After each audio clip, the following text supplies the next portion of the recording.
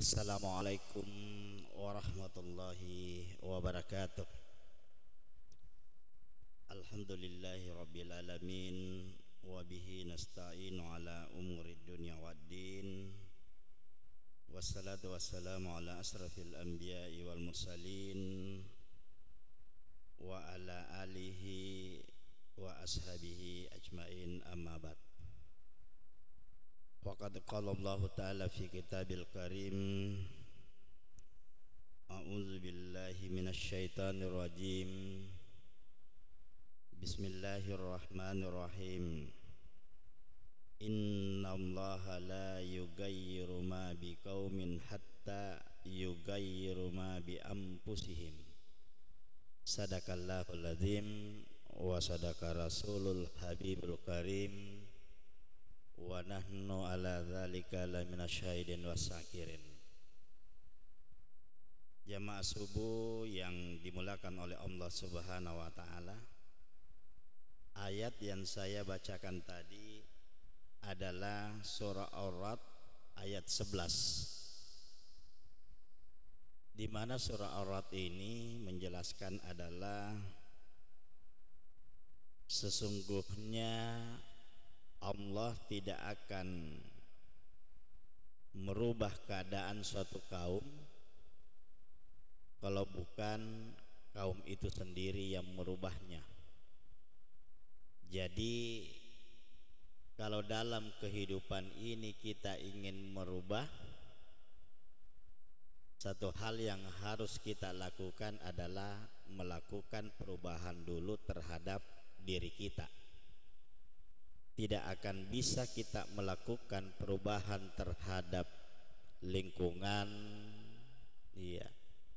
kemudian kabupaten, negara, kalau kita tidak merubah kebiasaan-kebiasaan buruk dalam diri kita. Contoh yang sering dipraktekkan dalam kehidupan adalah, contoh kecil ini saja, membuang sampah yang bukan pada tempatnya. Sering kita melihat ini, kalau kita makan sesuatu sementara kita bawa kendaraan, begitu sudah makan kita lempar ke jalan. Nah, apa yang terjadi? Ini menjadi kebiasaan. Nah, kebiasaan yang kita lakukan ini, padahal dalam agama kita dikatakan kebersihan itu adalah bagian dari iman. Kalau kita sembarang membuang sampah, bagaimana bisa lingkungan kita bersih? Kalau lingkungan kita bersih, insya Allah ya namanya wabah penyakit itu akan jauh.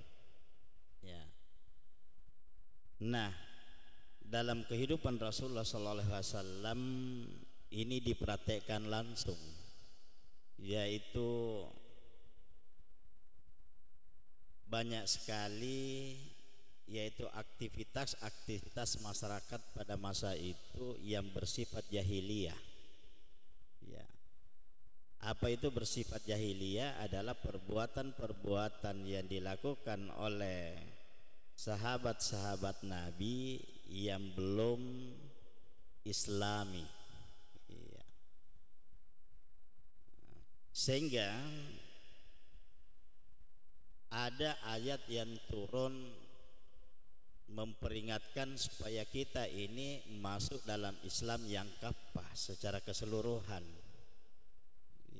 Karena masih ada perbuatan-perbuatan yang sering dilakukan oleh sahabat pada masa itu, yaitu bukan yang berdasarkan Islam. Apa contohnya? Yaitu masih dari agama sebelumnya yang dia anut, yaitu menghargai hari Sabtu. Masih diagung-agungkan, yaitu hari Sabtu. Padahal umat Islam itu hari besarnya adalah hari Jumat. Ini sehingga turun ayat menegur. Ketiga itu, maka sahabat-sahabat Nabi ini merubah cara mereka dalam menjalankan Islam ini. Dan ini juga bisa jadi juga kita alami. Iya. Mengapa? Dalam kehidupan ini di Indonesia itu kebanyakan adalah kepercayaannya animisme. Ya, kepercayaan animisme yang dulu mempercayai bahwa sebuah pohon itu diagung-agungkan. Itu dulu ya, animisme. Lalu begitu Islam datang, bahwa wa ma halaktul jinna wal insa illa liya'budun, tidak aku ciptakan jin dan manusia kecuali untuk menyembah kepadaku, menyembah Allah. Dan manusia ini diciptakan oleh Allah dalam bentuk yang sebaik-baiknya. Lalu kita menjadi khalifatun fil ard. Jadi ketika kita menjadi khalifah di muka bumi ini, tinggal satu yang kita harus pegangi, yaitu la ilaha illallah. Tidak ada lagi Tuhan yang lain selain Allah. Ya. Kalau waktu animisme itu ya percaya terhadap pohon, kita lewat itu biasanya merinding bulu-bulu kita, karena di situ memang ada penghuninya. Apa? Itulah yang disebut dengan jin. Makanya ketika kita melewati sesuatu yang merasa kita ragukan ada jinnya, maka kita diajari untuk membaca doa yang ada dalam Al-Quran. Assalamu qawlam mir rabbir rahim. Jadi kita berikan juga salam terhadap penghuni itu, karena di dunia ini adalah bukan saja manusia yang menempati, tetapi juga adalah jin menempati dunia ini.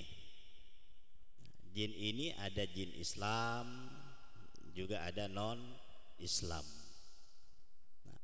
Antara mereka dengan kita ini yaitu sama-sama diberikan tugas oleh Allah, yaitu menyembah kepada Allah Subhanahu wa ta'ala. Nah, meluruskan yang kemarin subuh tentang khusyuk itu, hubungannya dengan ayat yang saya bacakan tadi, surah Ar-Ra'd ayat 11 adalah ketika kita khusyuk, ya, penyerahan diri semata-mata hanya kepada Allah. Ya, mudah-mudahan sudah dipraktekkan di rumah. Ya, karena ini hanya kebiasaan. Kemarin kita praktek pertama kali itu adalah memejamkan mata. Tapi kalau sudah biasa tidak perlu lagi. Karena pada saat beribadah itu yaitu tidak memejamkan mata. Ya, tidak memejamkan mata. Biasakan itu pindah khusyuk dirasa kalau kita pejamkan mata. Jadi Rasulullah SAW ketika beribadah itu matanya tidak ditutup. Ya, kalau berkedipnya iya, tapi tidak ditutup. Jadi ketika kita buat takbir Allahu Akbar.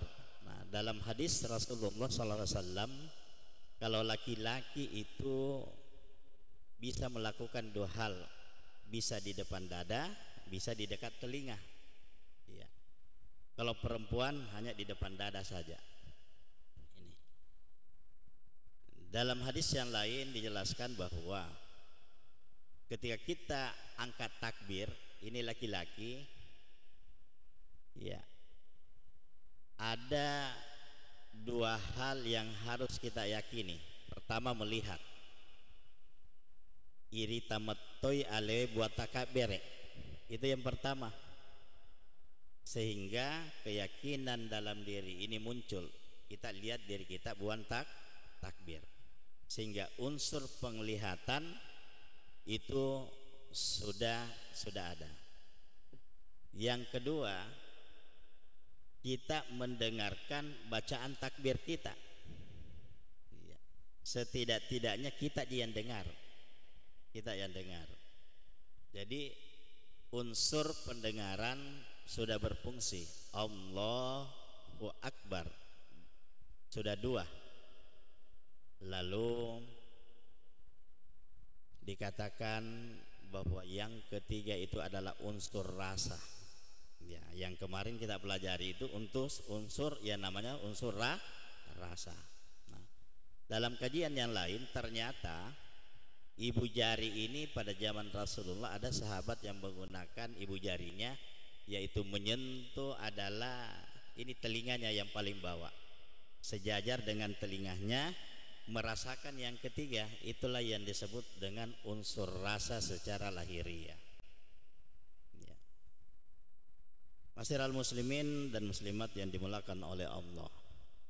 Nah, ini bisa terjadi rasa khusyuk ketika, saya ulangi lagi, ketika kita memang mempersiapkan diri ini untuk menerima yang namanya khusyuk.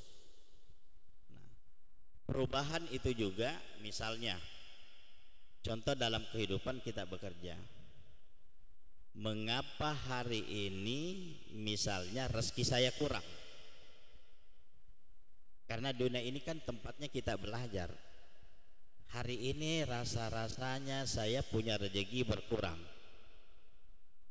Kalau kita merasakan hari itu rezeki kita berkurang, kita belajar apa yang menyebabkan kehidupan kita hari itu berbeda dengan sebelumnya. Ternyata kata ulama kita, ada yang salah hari itu setelannya hidup ini. Ya. Boleh jadi pada saat kita mau tidur ada sesuatu yang lupa kita lakukan. Begitu pula pada saat kita mau bangun ada sesuatu yang kita tinggalkan selama ini yang menjadi kebiasaan-kebiasaan kita. Ya, begitu pula misalnya kebiasaan-kebiasaan yang lain. Ya. Jadi untuk bisa merubah itu haruslah selalu dilakukan berulang-ulang. Ya. Contoh masuk masjid, hampir semua orang benar masuk masjid, tapi begitu keluar masjid ini kan karena sudah dianggap biasa. Allahumma ftahli abwaaba fadlika. Begitu keluar masjid terkadang dilupa bahwa masih kaki kanan juga keluar. Padahal ini kebiasaan-kebiasaan. Nah, begitu pula misalnya masuk toilet, kita masuk toilet karena saking buru-burunya masuk, apa yang terjadi? Ya mestinya kaki kiri duluan, kaki kanan yang dikasih melangkah. Karena saking pinginnya ya namanya panggilan alam. Apalagi kalau subuh hari cepat-cepat. Akhirnya. Padahal perbuatan-perbuatan ini terakumulasi menjadi perbuatan baik, maka insya Allah itulah yang mendulang pahala buat kita. Yang tadinya mestinya kita dapat pahala, akhirnya kita tidak dapat pahala hanya karena persoalan kecil. Tapi kata ya kiai kita mengatakan jangan pandang enteng itu yang kecil. Diibaratkan pesawat, kalau ada satu bautnya yang hilang maka bisa terjadi yang namanya kecelakaan. Ya. Masuk kaki kiri, keluar kaki kanan. Inilah perbedaannya ketika masuk masjid. Masuk masjid kanan, keluar kaki kiri. Masuk toilet kaki kiri, keluar kaki kanan. Sangat enteng sebenarnya. Tapi kalau ini tidak menjadi pembiasaan dalam hidup kita, maka yang mestinya kita dapat pahala akhirnya tidak mendapatkan pahala. Masyiral muslimin yang dimulakan oleh Allah Subhanahu wa taala. Meluruskan tentang cara kita berzikir kepada Allah Subhanahu wa taala. Berzikir itu kapan saja dan di mana saja, kecuali ada kecualinya. di tempat yang tidak bersih. Contoh di toilet, jangan bersihkan lagi di toilet, karena kita sudah, yaitu ada hal yang harus kita buang. Nah, tempat-tempat yang mustajab untuk yang namanya berdoa, berzikir, ada tempat-tempat mustajab. Nah, salah satunya biasa itu kalau kita naik ke tanah suci, ya Hijar Ismail. Kalau orang Bugis menambah lagi Jompi Naulawenge itu orang Bugis. Itu saya lihat kalau saya naik bawa jamaah umroh saya ke atas, yaitu berdesak-desakan itu orang Sulawesi. Ini orang Sulawesi, orang Indonesia itu, tapi pada umumnya orang Sulawesi berdesak-desakan hanya gara-gara mau sholat di bawah Jompi Naulawenge. Ya, saluran air, ya. Saya tanya, mengapa mau salat di situ? Padahal Multasami itu kan luas. Bilang tidak. Katanya itu kalau Jumpi Ulawenge itu salurannya air, kita cari di mana kira-kira yang airnya jatuh pas kena kepala kita. Inilah yang menyebabkan biasa ada yang meninggal berdesak-desakan mau di situ salat. Iya. Nah, teknik-teknik ketika kita misalnya ingin mencium Hajaratul Aswad, kalau tidak bisa ya cukup dari jauh baru kita baca. Tapi kalau kita memang ingin mencium Hajaratul Aswad, sebetulnya itu teknik, jangan dilawan. Sama dengan arus, kapan kita melawan arus pasti ikut. Nah, caranya begitu sudah ada di rukun Yamani, kita lihat, kita mulai merapat di situ, pelan-pelan ikut saja. Karena berapa lama pun pasti ini terurai, ya namanya manusia, ikut saja terus. Nah, begitu masuk baru mencium. Kalau itu kita betul-betul ingin mencium, karena salah satu juga doa kita yang diterima adalah yaitu di Hajaratul Aswad dengan pintu Ka'bah. Ya. Saya ada pengalaman, yaitu ketika mencium Hajaratul Aswad. Waktu itu saya baru menghafal 5 juz. Semua saya rasa sudah saya baca, tidak ada semua bacaan dalam hidup saya. Perasaan saya lama sekali saya mencium. Habis bacaan saya semuanya, saya merasakan, ya Allah, luar biasanya ini batu surga. Apa kata Umar? Seandainya saya tidak melihat Rasulullah menciummu, tidak akan saya datang juga untuk menciummu. Jadi jangan paksakan diri hanya gara-gara mau mencium Hajaratul Aswad. Beda dengan ketika kita pergi di Madinah, di masjidnya Nabi itu ada tandanya putih, ya, usahakan masuk di situ. Siapa yang pernah sholat di situ, insya Allah akan bertemu nanti di surga. Makanya kalau orang naik umroh, ya usahakan di dalam situ kita masuk. Ada tanda-tandanya itu, antara mimbar itu dan tempatnya Nabi. Mi'rabnya Nabi dan mi'rabnya Umar itu beda. Kalau yang tinggi besar itu mi'rabnya Umar, tapi kalau yang kecil itu mi'rabnya Nabi. Mi'rajnya Nabi itu selalu itu ada yang 4 jaga, keturunannya Abu Bakar, Umar, Utsman, Ali. Makanya orang Bugis itu memakai epak sulapa. Nah, itu. Jadi selalu ada yang jaga. Saya beberapa kali naik, saya pernah diajari oleh ulama Salemo membaca yang namanya huruf 11. Ahammum sakakum halaong yasun. Ketika saya amalkan, alhamdulillah saya tidak terasa sudah berada di dalam situ, dan orang yang di depan saya begitu sujud terakhir assalamualaikum, saya di belakangnya, saya tidak terasa, saya ada yang mendorong dan langsung melakukan. Alhamdulillah saya bisa salat berkali-kali, tidak ada juga yang ganggu saya. Jadi apa yang saya amalkan waktu itu tadi huruf 11. Ahammum sakakum halaong yasun. ternyata bahwa pribadi-pribadi kita ini kalau kita ingin berubah, salah satu hal yang kita lakukan perbaiki niat. Jadi walaupun sebenarnya kita ingin berubah, tapi kalau niat dari dalam itu tidak sekuat dengan hati kita, luntur juga. Ya, sama dulu ketika kita mau melamar istri kita, saking kuatnya apapun rintangannya kita lalui. Begitu pula juga dalam beribadah, begitu pula juga bekerja. Jadi kalau kita bekerja, ya kita doakan ya pangeli pertama, apapun yang saya pegang hari ini sebagai penjualan saya niatkan tabungan untuk naik tanah suci. Bismillahirrahmanirrahim. Baca. Ya, begitu terima, wa may yattaqillaha yaj'al lahu makhraja wa yarzuqhu min haitsu la yahtasib, simpan. Insyaallah kalau ini kita lakukan rutin karena berjualan 1 tahun naik tanah suci. Ya. Saya pernah praktekkan, saya pingin sekali umroh lagi. Saya pingin umroh.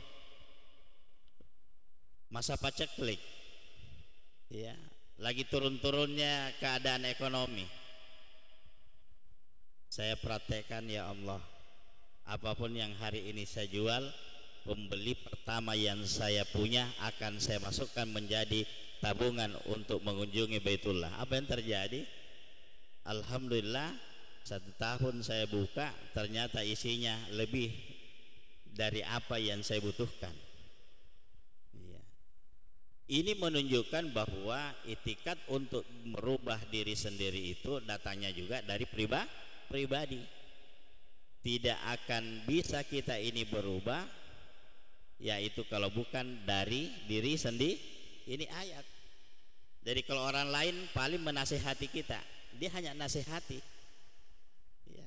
Tapi kalau diri sendiri yang bersikukuh, bersikeras ingin merubah keadaan kita, maka langkah yang terbagus kita lakukan adalah merubah keadaan sebelumnya yang selama ini yang menjadi kebiasaan-kebiasaan buruk.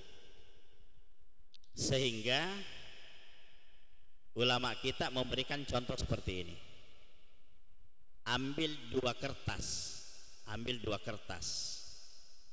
Kertas yang satu tulis semua kejelekan-kejelekan kita. Apa kejelekan-kejelekan kita? Ditulis di kertas putih.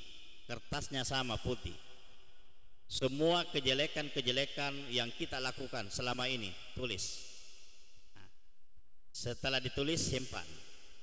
Lalu yang kedua kita tulis apa saja yang menjadi keinginan-keinginan kita. Karena kita kan ingin berubah. Lalu setelah semua keinginan ini kita buat, yang jelek juga kita sudah buat, lakukan lagi hal berikutnya untuk merubah keadaan. Ambil korek lalu bakar kertas yang putih tadi yang kejelekan-kejelekan kita sambil berdoa, ya Allah cukup sudah semua kejelekan yang saya lakukan, bakar.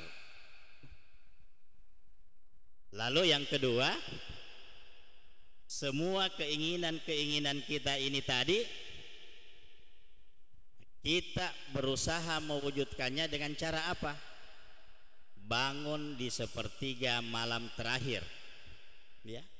Sama ketika saya misalnya membawa proposal, saya misalnya ke rumahnya Pak Haji Adam, saya serahkan proposal saya harus yakin bahwa proposal ini sudah sampai sama Pak Haji, ya.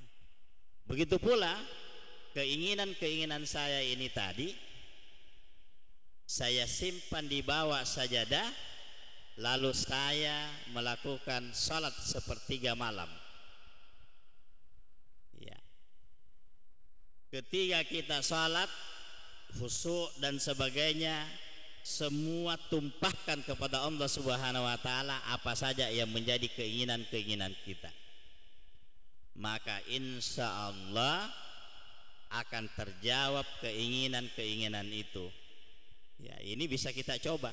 Satu mau dulu, apa betul-betul yang menjadi keinginan kita, buat proposalnya kepada Allah. Begitu kita sudah buat proposalnya kepada Allah, lakukan salat. Nah, kalau perlu salat hajat, ya, salat hajat. Untuk karena apa?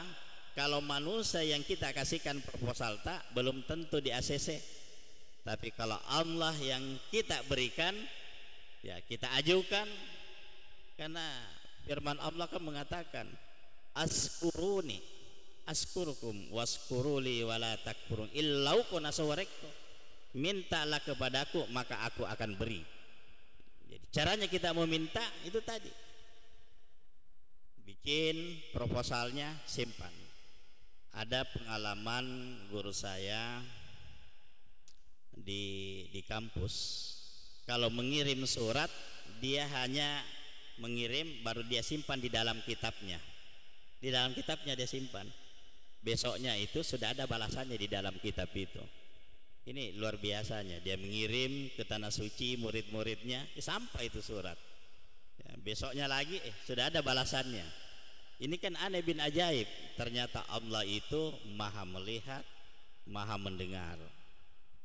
Jadi kalau selama ini ternyata perubahan-perubahan terhadap kita belum terlalu, coba lakukan yang kedua tadi, bikin proposal lalu ajukan kepada Allah. Begitu pula misalnya ada keinginan-keinginan kita yang belum, yang pedagang, silahkan. Ya, buat celengan khusus tidak akan dibuka-buka selama 1 tahun. Nah, pembeli pertama itu simpan lalu berdoa, ya Allah cukupkanlah ini. Tapi harus ada niat, karena niat itu yang menentukan. Saya kira demikian untuk subuh hari ini. Hadanallahu wa iyyakum ajmain. Wassalamualaikum warahmatullahi wabarakatuh.